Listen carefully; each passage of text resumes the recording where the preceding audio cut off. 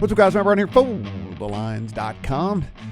Talking to you about Thursday night football here in week number 8. We got the Vikings and the Rams. Reminder, everything we do absolutely free. So go ahead, hit that subscribe button down below. Give us a thumbs up and then let us know how you are going to play what is a pretty interesting game. It is sitting 3 across the board, but you can see it's juiced here on the Rams. Rams getting a bunch of love here at this 3. So will we see a 2.5?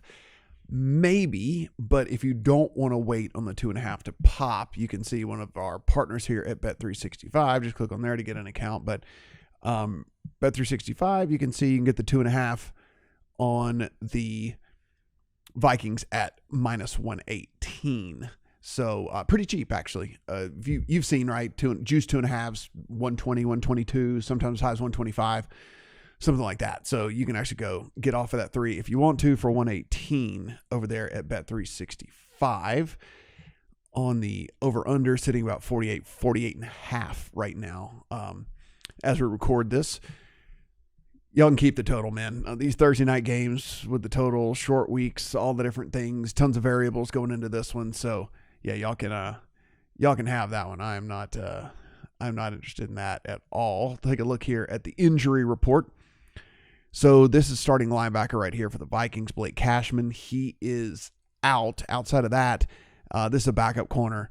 This is a backup offensive lineman. But TJ Hawkinson is listed as questionable. You can see 3 straight limiteds. He got some limiteds last week as well. So could this be the season debut from him?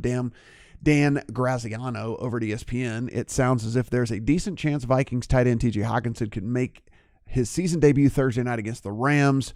But then he leaves the door open with the if he doesn't, week 9 against the Colts is extremely likely. So he did leave himself an out there as to whether TJ Hawkinson was going to play or not. So I guess we'll find out 90 minutes before game time. Over here on the Rams side of things, big thing here, Cooper Kupp. You can see 3 straight full practices. He is going to play. This is a starting linebacker here, Troy Reeder. He is out for them. This has been a starting wide receiver. Jordan Whittington didn't think he was going to have to start for this team, but has had to start due to the injuries to Kupp and to Puka Nacua, but instead he is out. So you can see he is not going to play. And this is a starting defensive tackle for them. And Braden Fiskey, he is listed as questionable. He is apparently a true game time decision as to whether he is going to go or not. Technically, Puka Nacua is listed as questionable. All the beat writers think it's next week that he's actually going to be back and kind of give him that extra mini bye and then a week to prepare as he just gets activated off of IR. So I don't think he's actually going to get activated in this one, even though he is listed as questionable here in this one. So I did play the 2.5s showed up today. So I did play it at 2.5. That being said, you can actually, I played it at 120, so you can actually get it cheaper right now if you went over to 365 and bought off of the 3. So I played the 2.5, worst number than you can actually get right now on the 2.5 for the Minnesota Vikings. I actually believe in this team. I think what we saw against the Lions was pretty impressive in a loss. I mean, if we always talk about moral victories and you don't really want to sit there and jump up and down about losing a game, but I think the Vikings made a believer out of me that they're able to get some stuff done over the course of the season here. The biggest thing for me in all of this is if you look on the defensive side of things, this Minnesota defense has been absolutely fantastic, right? They are number 1 in an incredible amount of statistical categories out there. We're talking number 1 pass defense DVOA, number 1 rush defense DVOA, number 1 rush defense EPA, number 2 rush defense success rate, number 3 pass defense EPA, number 6 pass defense success rate. You get it. Number 1 in pressure rate, number 1 in blitz rate. Defense has just been unbelievable.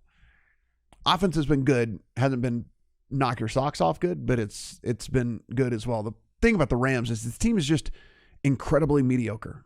There's nothing good here. And I understand Cooper Kupp is back, and that does add into a lot of this, but really even on the defensive side of things, like this is where I think that the Vikings are going to be able to expose them. I mean, on the defensive side of the ball, they've been bad. I mean, we're talking bottom 6, 7 in just about every single advanced stat out there for this Rams team. And so, and also look, I mean, just to think that Cooper Kupp's going to hop right back in there after this ankle injury that kept him out all these weeks and be as effective, or that Brian Flores on the side of the Vikings isn't going to have something in store to try and hold him down, I think that there's stuff going on there with that. So it leads me here to, some of the stuff that I want to be playing here. This is just, again, this is like, you can see the actually just flashed as we were on here. So it went to the 2.5, but it's at 20. So you can see it's better if you want to go over and get the 118 over on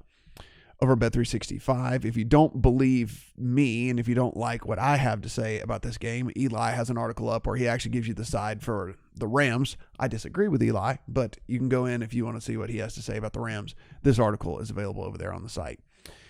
One of the bets that I really, really like outside of the Vikings at 2.5, I played Aaron Jones over on 67.5 rushing yards. If you want to take a look at what Aaron Jones has done so far this season, you can see he's gotten there in 4 of 6 games, 94, 102, 93, this 29, 93. So didn't get here in this one, but this was against San Francisco's defense early on in the season, much healthier, much better, and all that. This one he got hurt in. So this isn't, you can see only 7 carries here. This one he got hurt in, so you kind of throw that one out.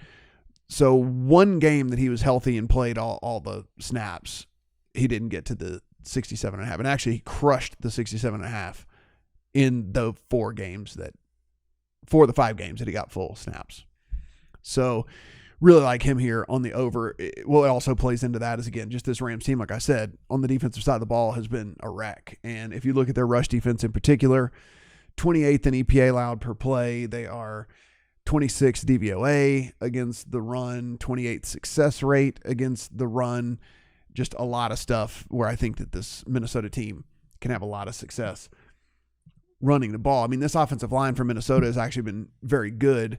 And with that Minnesota offensive line being as good as it has, and I'm talking like, 11th pass blocking grade according to Pro Football Focus, 4th run blocking grade according to Pro Football Focus. So complete mismatch for me on the offensive line versus the defensive line here for Minnesota and the Rams. On the flip side, Rams pass blocking has been graded out as 31st in the NFL this season. Another reason that I like this Vikings team, I think Matthew Stafford against the team, like I said, that blitzes the most in the NFL and gets pressure at the highest rate in the NFL, could be in for a world of hurt considering this offensive line that he's playing behind. Of the quarterbacks that have been pressured on at least 50 dropbacks this season, Stafford is 27th out of 29 qualifiers. I get it. Cooper Kupp hadn't been out there for most of the games. He's back this week, but you get my point. It's a bad offensive line. There's only so much you can do when you have a terrible offensive line. So, other reason, if you just, the reason why I like Aaron Jones here too, just Rams giving up the 3rd most rushing yards in the NFL so far this season. So, Vikings 2.5, Aaron Jones over 67.5. And then here's one, just, if you want to ride or die with me here, I get it. This one's a little offbeat, and it's also narrative driven, which I don't really love, but hey, look, sometimes stuff's real.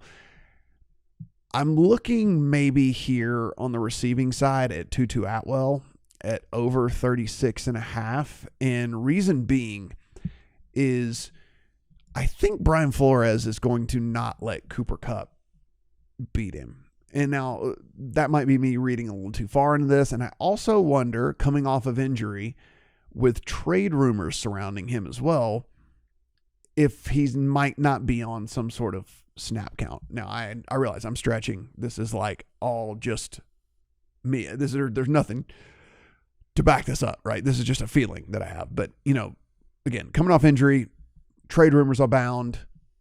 Does he get full snaps? I don't really know. Going up against a really good defensive coordinator, which I think might be able to try to scheme him out of the game. So who steps up? I mean, Tutu Atwell's been the guy so far for them. If you look, in the games he's played, 4, 5, 6, 10, 9 targets for Tutu Atwell. And look at his yardage. He actually got over those 36 every single game in which he played this year.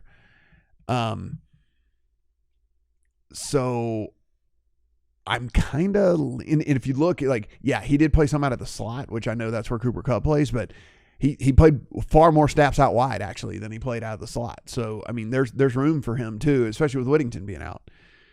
So I'm kind of going to take a leap of faith here and play over on Tutu Atwell on the receiving yards. So again, if you don't like that, you don't like the rationale behind it, and it's too far of a stretch for you because I'm trying to, read too deep into this or whatever, I get it. Totally fine. Let's just play the Aaron Jones. Let's just play the Minnesota Vikings in the game.